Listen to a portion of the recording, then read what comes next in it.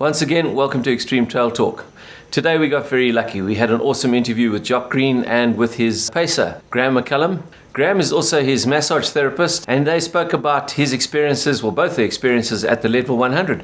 Jock came 8th, and that was out of about 800 runners. Pretty good position for a South African. Let's go and see what they had to say. What is Leadville? Just if you can just describe to the viewers, what type of race is it?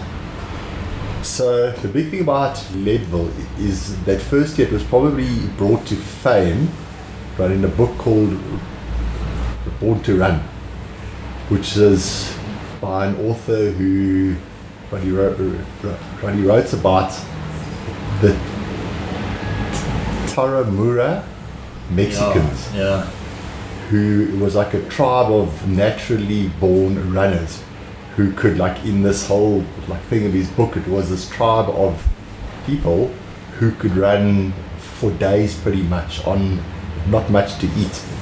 And basically barefoot. Run barefoot. So, like, in this book, the thing on Western States was, like, it's a 100-mile foot race, but how it originated was in early days it was a horse race.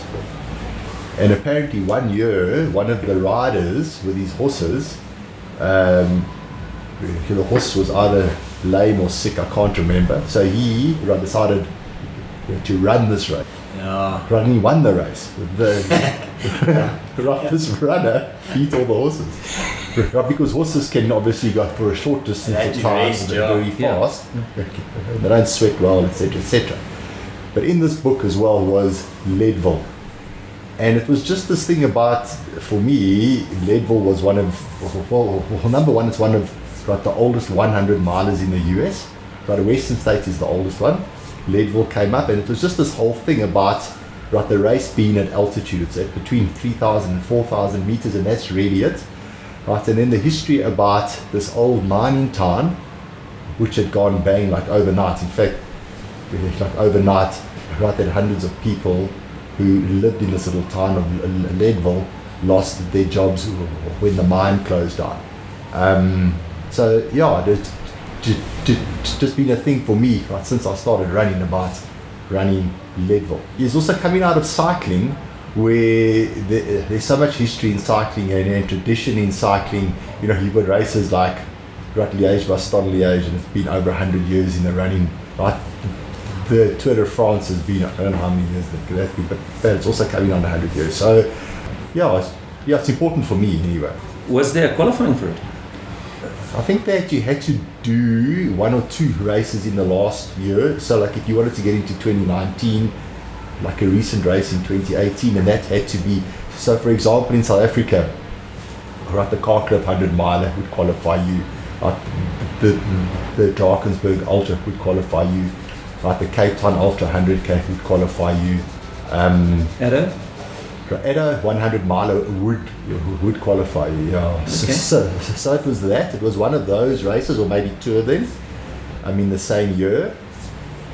But then the difficult thing with these kind of races for us is that it goes into a lottery system. So whether you're number one in the world, it doesn't mean anything.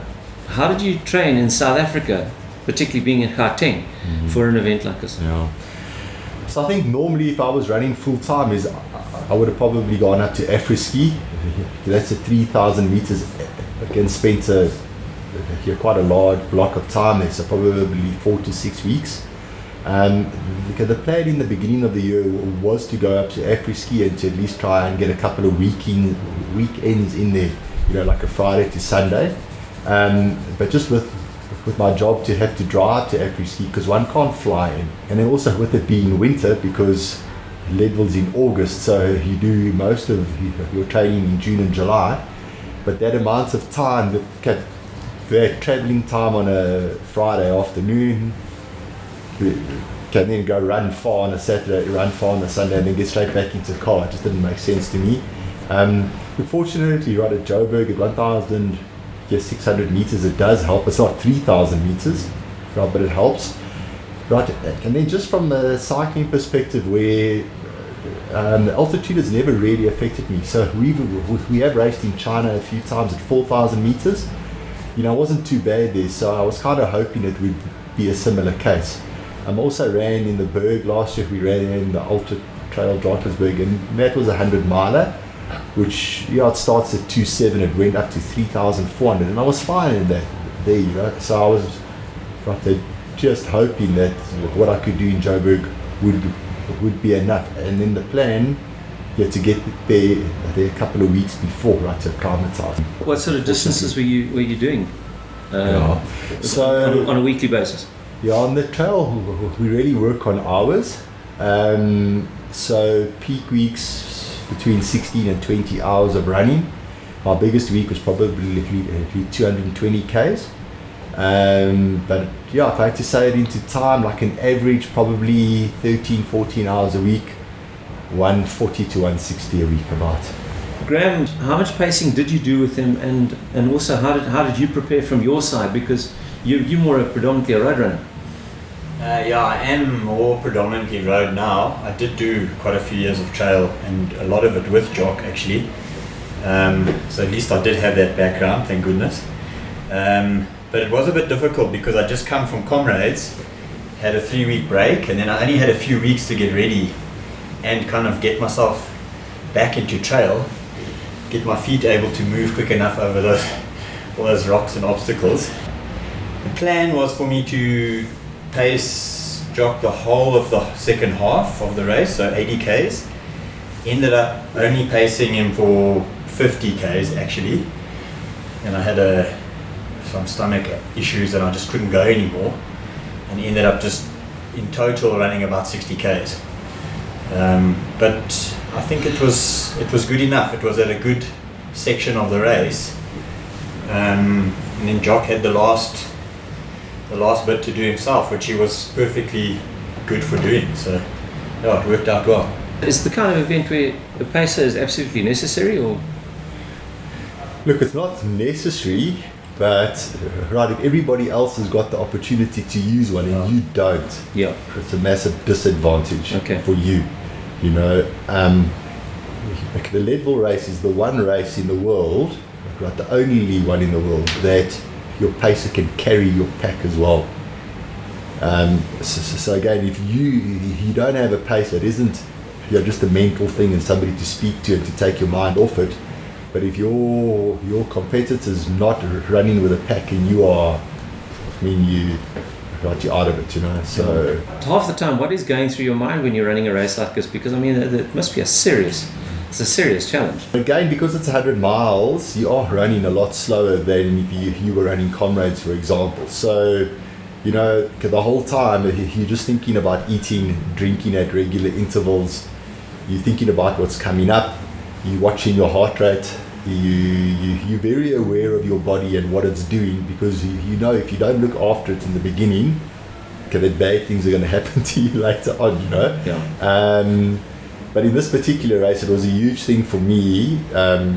Firstly, to see my crew. Graham's a really good mate of mine. To see him at the aid stations, it definitely, you look forward to that. But then even more so knowing that at the halfway mark, you've got a mate to run with you, who knows you, who, yes, we're very, very serious about the race and we're there to get a good result, but he also knows what jokes to crack and what to talk about. But the same token is to keep me disciplined in terms of not going too hard, not going too easy, eat and drink. So that culmination of it was really good. And I was going to ask you about your diet, because you've got to prepare yourself before the race for what you're going to consume during the race.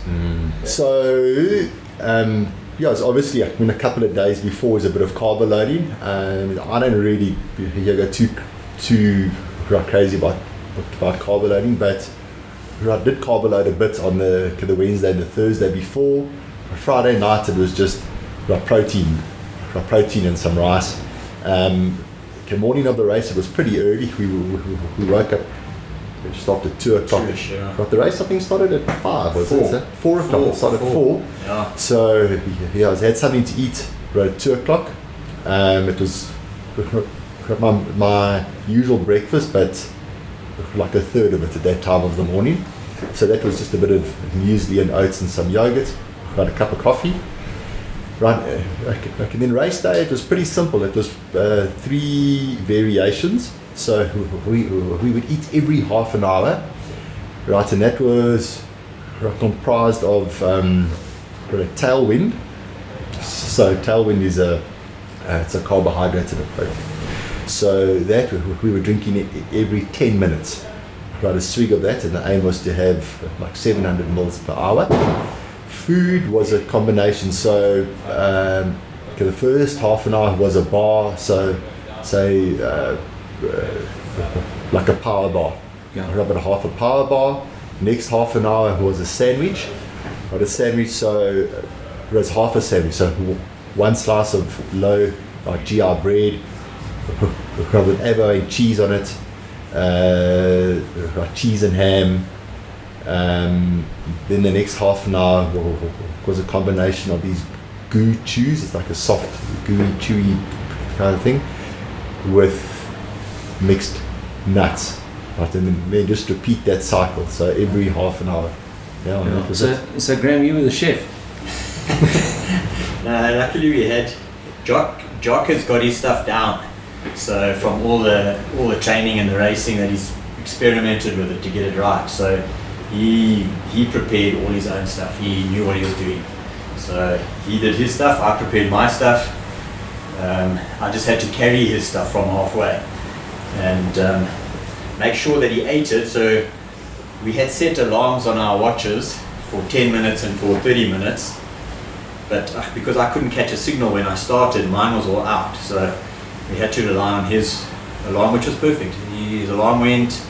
Is it an eating alarm? Is it a drinking alarm? Then he just say what he wanted, and I'd pass him either behind or forward, whichever way, if he was behind me or in front of me, pass him the whatever he wanted, and it worked out perfectly. It was great.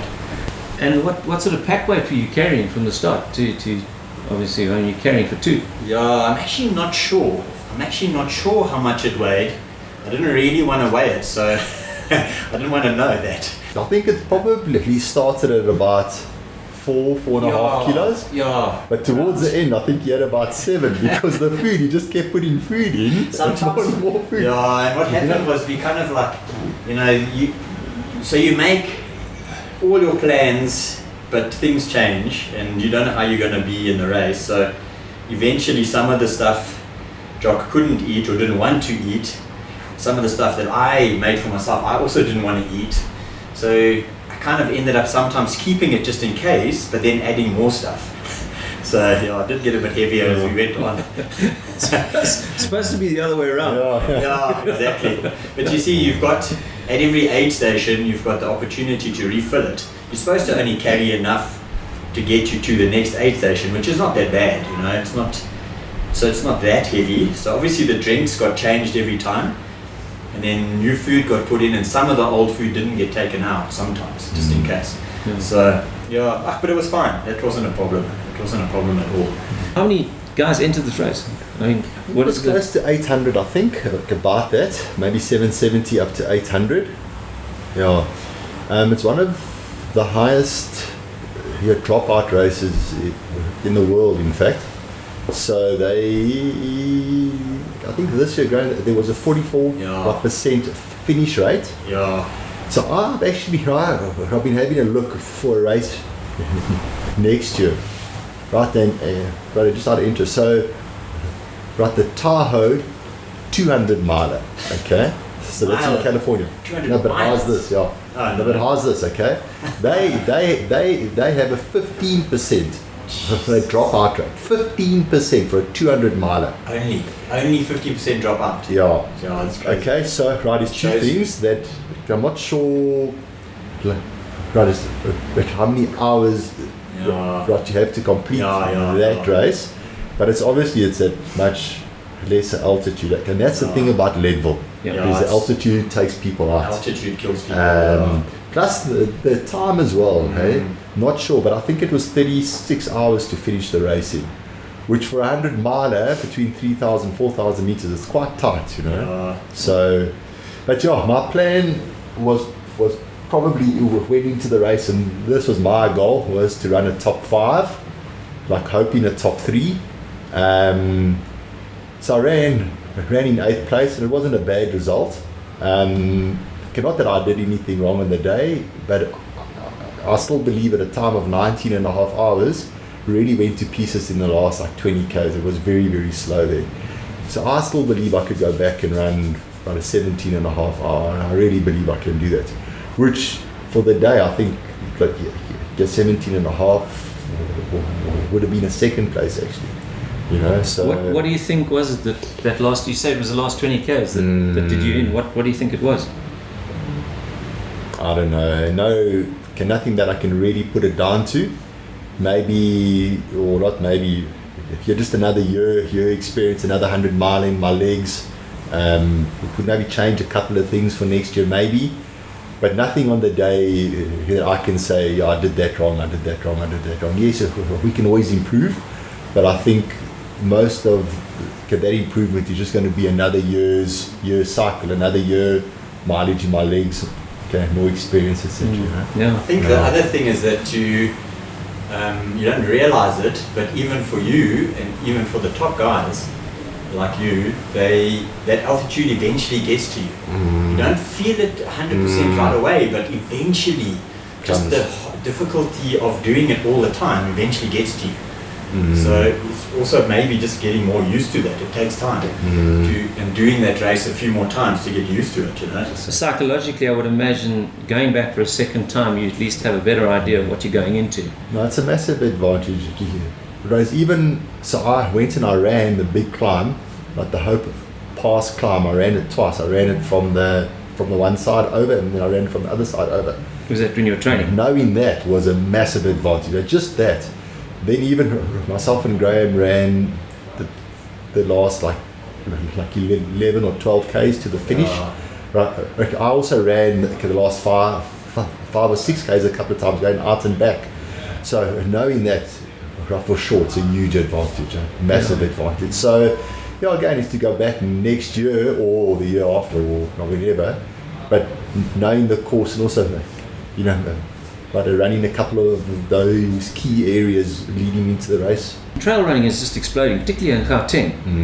To your weekend warrior, what would you say to somebody that's keen on doing an event like this? What would be your advice to them? Myself and Graham came out of cycling right to running, so we really had to take it slowly. But I remember running a 5k and thinking I was fantastic, and then running a 7k, and then running a 50k, and our first 100k was in Carcliff, the 3 cranes challenge. 3 days, yeah. Right, and that was over three days. Yeah, that's right. And I remember running that race. Right, in the morning of the 3rd day, lying in our tent, and that stage also starts at 4 o'clock. Yeah, early, yeah. Graham and myself ran it together, and it was raining that morning. Yeah. But lying in that tent at 2 o'clock, like thinking, how the hell am I going to get up here? Because my quads were so tight and my toenails were blue and sore, and so it's about starting slowly, and then set goals. But don't have a goal, your first goal to go run a 50k race if you haven't done a 20k race. So yes, you have a plan about. So I want to run a 100 miler, but be realistic about it. In maybe you want to do it in 5 years' time, right? And that's how long it can take you to get there, But slowly build it up, because if you go too much, but too soon, you're going to get injured. That injury might just end your career, right? Your running career, or your running aspirations, even, as a weekend warrior. And then obviously, I mean, as you were talking about nutrition and so on and so forth, that's the kind of stuff that you just don't play around with, huh? Yeah, and it's tried and tested. There's things that work for me that won't work for Graham. There's things that work for me for 3 years and then they no longer work. So I think the important thing is to know the science behind it. So how many grams of carbohydrate your body needs and can absorb per hour, but then to find out what works for you, because everybody's got a theory. So this product works for me, that one's useless, and don't eat I don't know. Yeah. Nuts and bolt on, but somebody else will swear by it. And It's not a one-size-fits-all business. No, That's what I've noticed. No changes. And even when you find the winning formula for you, that might change in 2 years' time. Yeah. You know? So What shoes were you wearing? always in Salomon. And Salomon have been in my sponsor since I changed from cycling. So they've been with Salomon, it's going on for 8 or 9 years, I think. What's your next big event? Right, so it's Cape Town, right, the Ultra Trail Cape Town. It's a Salomon sponsored race, and I'm obviously sponsored by Salomon. It'll be my fifth time doing it, and it's probably the race that I just there were quite a bit of what the term is, but the first time I ran it, I ran third, and that was where I really started my breakthrough in trail running. In the ultras, you know. So you got a bit of history there. Yeah, I've run it 5 times, my 6th time now. So no, it's a cool race. Have you won it? No, I've been 2nd and 3rd. Okay. But haven't won it. But it's getting harder and harder to win because obviously right in the beginning it wasn't too many big runners, but now it's part of the world tour, the pro tour, circuit. So quite a few really good guys come out and do it. You know that I'm involved with the Kalahari Acrobi's Extreme Marathon. Oh, no, I didn't know. Okay. We started it 20 years ago. Oh, yeah, okay. So the question obviously is when are we going to see you on the start line at the KEM? Who's that guy who runs it? Dirk. Dirk. Yeah. Dirkie. Yeah. You know, Dirk's told me about that race, but it just sounds like it's way out there. It sounds like it's one of these proper, like a slog. It's in the desert, it's in the sand, and you got to carry your sleeping bag. It just sounds way too hard for me. So I don't know. Well, Graham was carrying, you say up to 7 kilos at one point. That's what the front guys start with at Kalahari Acrobi's Extreme Marathon. So you'd be fine as long as Graham carried your pack for you. Those guys are tough, Yeah. No, seriously, I think it's something which you would enjoy. Okay. So hopefully one day we will see you there. And we've done stage races, and we actually like stage races because it's kind of a throwback from cycling, which you used to enjoy the stage races there. So it's quite, who knows? Never know, one day. Maybe we'll get you there for our 21st year, which is next year. Oh, is it next year? Yeah, so we're going to have a big 21st. Cool. When is it? It's in October. I leave in 3 weeks' time. Okay. Oh. But thanks, man. It's been really good. Yeah, okay. Look out for Jock and Graham on the trails. You'll normally find Jock somewhere out front, and so you'll normally see the back of him. And if you enjoyed the show, please subscribe to our channel. It is Xtreme Trail Talk on YouTube.